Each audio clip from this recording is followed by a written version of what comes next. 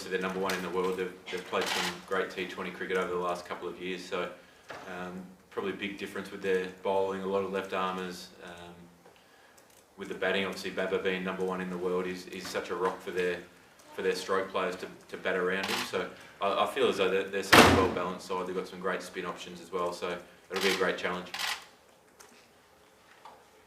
Aaron, the form that David Warner's in at the moment, I know you've batted with him a lot, but how does it compare to some of the hot times he's had in his career? Yeah, he's been very impressive these last couple of games. I think the way that he's managed his innings, not just getting off to a flyer and then keep going like that. I think the way he's going through the gears as a batter in T20 cricket is pretty good. But I mean, if you look at his form over the last 4 years in T20 cricket, it's been remarkable, like from IPLs and international. So the way that he constructs in innings now, I think, is totally different to when he first started playing T20. So it's just a bloody great way to go about it. And I think the consistency that he's had for a long time, just in all conditions as well, just proves how valuable he is to a side.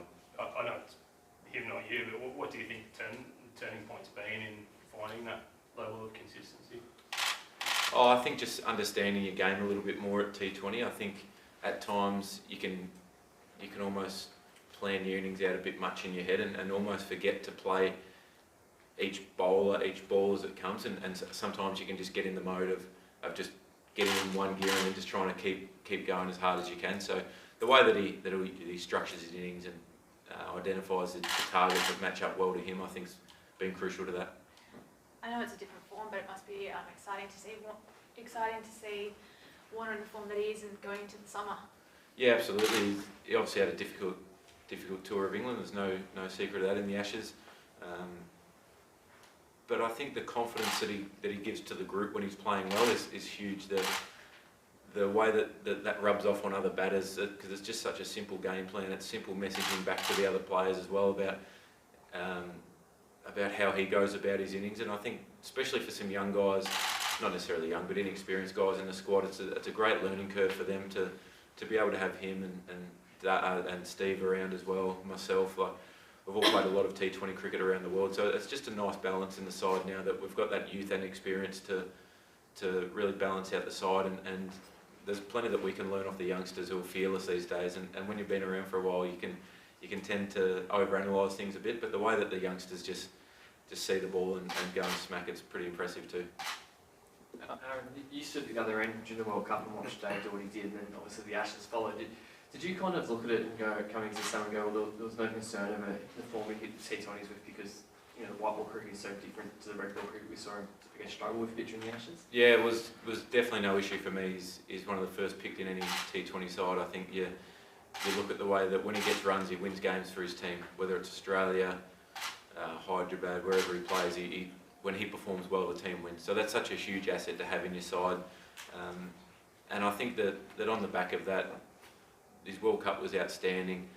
His one-day cricket for a lot of years has been extraordinary. So there was definitely no issues going into or no reservations, I think, going into this series and coming into the summer altogether. I think he's a world-class player and he'll get the job done more often than not. On a different note, do you think what we've seen the past week, I guess, as far as this Australian T20 side, is this the real Australian T20 side, and what's happened prior to that? I won't say irrelevant, but I guess because you've had so many players coming in and out and whatnot, does it almost not matter what's happened previously in that sense?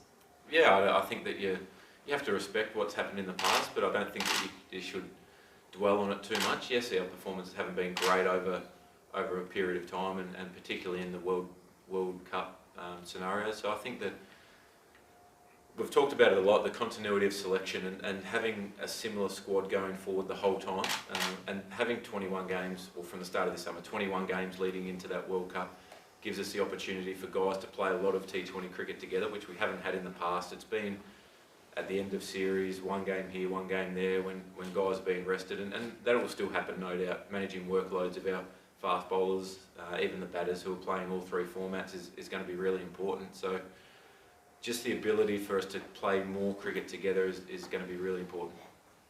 Just following up on that one, as sort of a percentage, where do you think this team is at heading into that World Cup? You're 50% of the way to knowing where you want to be for that World Cup, or are you 60, 80? Well, it's hard to put a percentage on, but I think we're really clear on where we want to get to.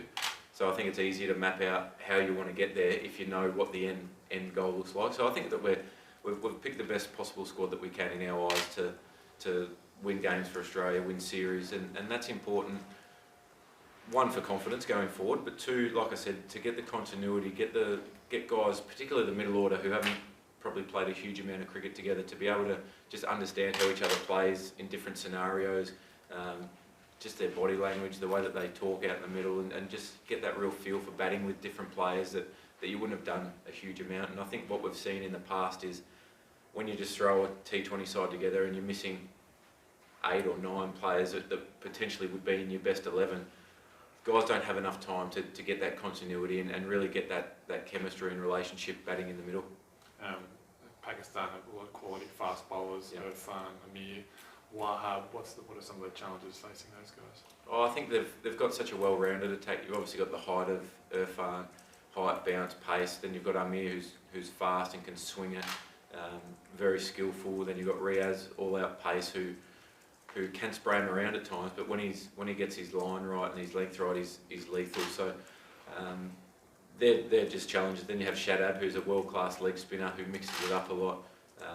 That's Hasnain, who's genuine pace with his right arm. We saw him in the UAE earlier this year. He's got some real pace. So I think that's an attack that you don't get any respite, but also they're going to give you scoring opportunities and you're going to chase them. It's a T20 game at the end of the day. So I think it's about those first 6 overs being really important to setting up the game.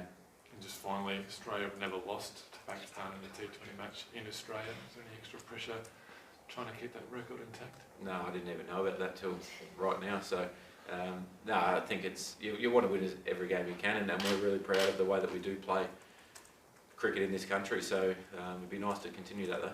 Only one game. There's a bit of a trick question. And can I just ask you about the twin spin attack you've employed so far? How crucial is that for you going forward? Is it almost becoming a non-negotiable now in your thinking that you want 2 spinners in any T20 side you pick now? Yeah, I think it's important to have them options, especially when you've got a left armer and a leg spinner. I think that throughout the course, I mean, when Maxi's playing, he offers that off-spinning role as well, which can really give someone a chop out if they're not having their best day. So the 2 spinners, all the stats suggest that runs per over off spinners are lower in this country than quicks, and I think that's based on ground size, how true the wickets are at times as well. So that's not a non-negotiable, but structuring up against, well, for these 2 series, we felt that was our best 5 bowlers going forward. So Agar obviously offers that brilliance in the field, very, very good with the bat when he's playing well, and just hasn't had the opportunity yet, which is also a good thing that our number 7 and number 6 haven't had a hit. So at some stage, no doubt that he'll get his opportunity with the bat and do really well. And just specifically on Adam, the World Cup perhaps didn't go quite as well as you would have hoped. Do you think he's getting somewhere back to his best now, the way he's been bowling start of this summer? Yeah, absolutely. His length has been really, really important. I think everyone overplayed, I know I did in particular, overplayed how big an impact spin would have in the World Cup. Everyone felt that at that time of the year, with a lot of matches being played on surfaces, that spin would play a huge part. So England grounds are bloody small. So if you get it slightly wrong, you get hurt, especially as a spinner. So that was probably one thing that we overplayed slightly, but he's bowling beautifully at the moment. Like I said, his length is great. He's not giving batsmen width. He's defending his overs really well. So to get in and out of your overs is so crucial in T20 cricket, and he's doing that really well. And having the experience, I think, playing at the MCG, which is very short, straight, over the last few years in the Big Bash, I think that's helped him a lot in his T20 cricket. It's obviously been a big 12 months for Australian cricket. It just must be nice to be sort of back in this space for especially Warner and Smith back on home soil and getting those winning runs. Must be a good place to be in for Australian cricket now. Yeah, absolutely. I think we're always working on where we want to get to, and just being back in Australia, it's just nice to be coming back to grounds that you're familiar with. I know this has been a pretty hectic schedule with play, travel, and just nice when you get to a hotel that you're used to, you get to a ground that you're used to. It's just a comfortable environment for us in Australia, and that's what it's about, playing home series. So I think everyone's enjoyed being back. It was a really long off-season, or a long winter for a lot of players, going from World Cup straight to Ashes and then straight into Shield cricket as well in one day. So the fact that we're playing some really good cricket at the moment, I think eases that tiredness at times, and you can start to plan out a little bit more and unpack your bags every now and then and just relax. Thanks, guys.